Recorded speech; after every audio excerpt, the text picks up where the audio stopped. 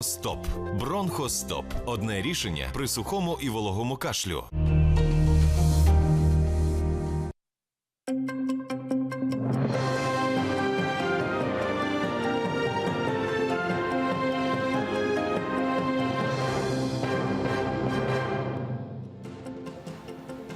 Вітаю, 15 година. Час новин на АТР. Ви дивитеся «Заман». 1 листопада, 1343-й день анексії Криму. У студії Ескандер Маметов.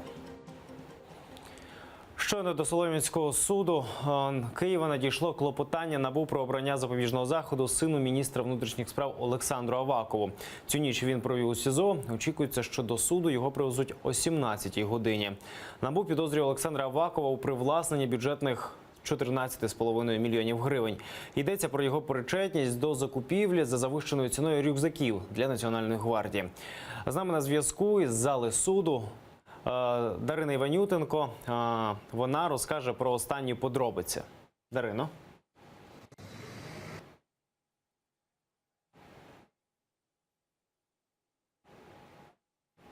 У нас якісь технічні негаразди. З Дариною ми зв'яжемося пізніше, а ми продовжуємо.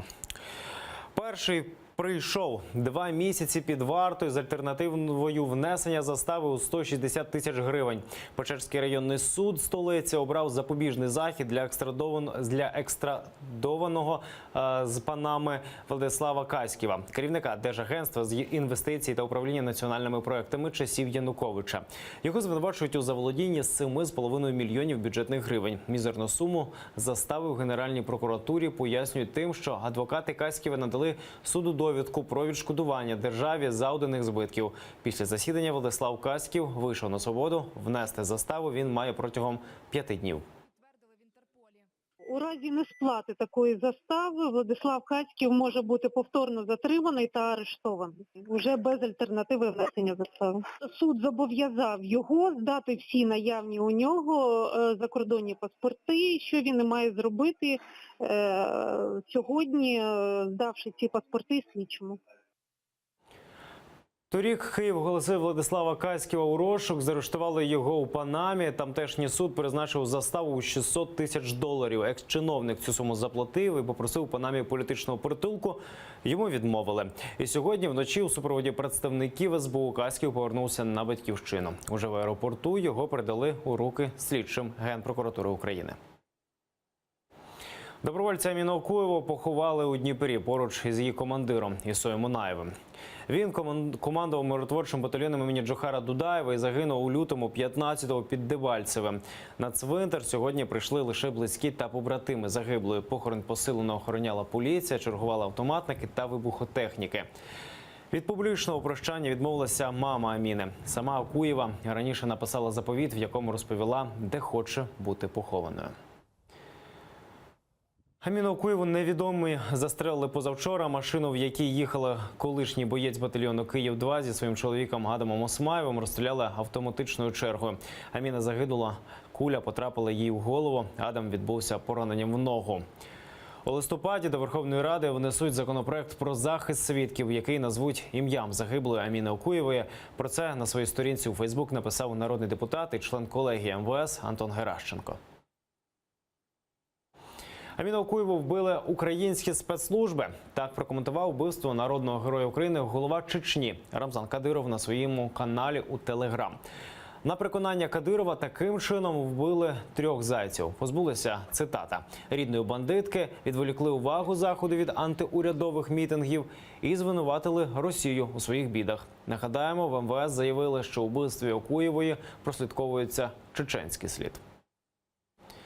В Україні посилюють антитерористичний і контррозвідувальний режим. Таке доручення СБУ, поліції, прикордонникам дав секретар РНБО Олександр Турчинов. Причиною стали останні терористичні акти і розстріл народної героїні України Аміни Окуєвої. У всіх цих атаках Олександр Турчинов бачить російський слід. Терористичні акти, диверсії, зухвалі вбивства, провокування масових безладів – усі ці події, що сталися останнім часом в Україні, пов'язані з впровадженням спецслужбами Російської Федерації активної фази плану щодо дестабілізації внутрішньополітичної ситуації в державі. Один український воїн загинув, ще 5 поранені. На фронті знову загострилася ситуація. Важкі бої йдуть як на Донецькому, так і на Приморському напрямках. Бойовики стріляють з мінометів, гранатометів і великокаліберних кулеметів. На Світлодарській дузі загинув грузинський доброволець, розвідник Гогі Саралідзе. Він добровольцем воював за цілісність України. 3 бійців поранили поблизу Широкіно.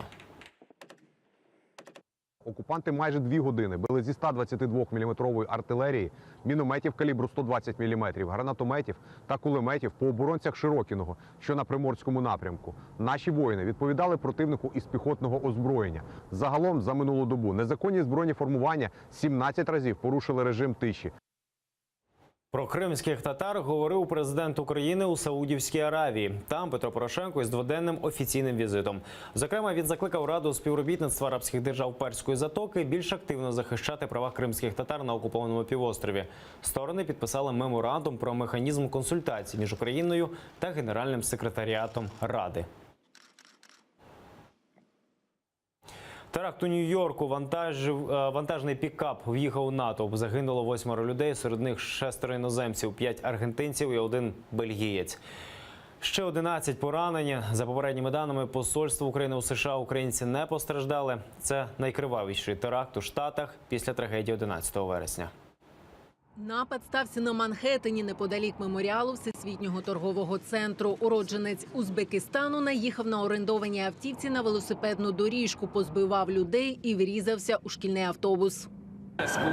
Коли він в'їхав у шкільний автобус, було видно, що людей всередині травмовано. Цей чоловік вискочив з машини, сам він був досить великий, в руках пістолет і побіг по вулиці.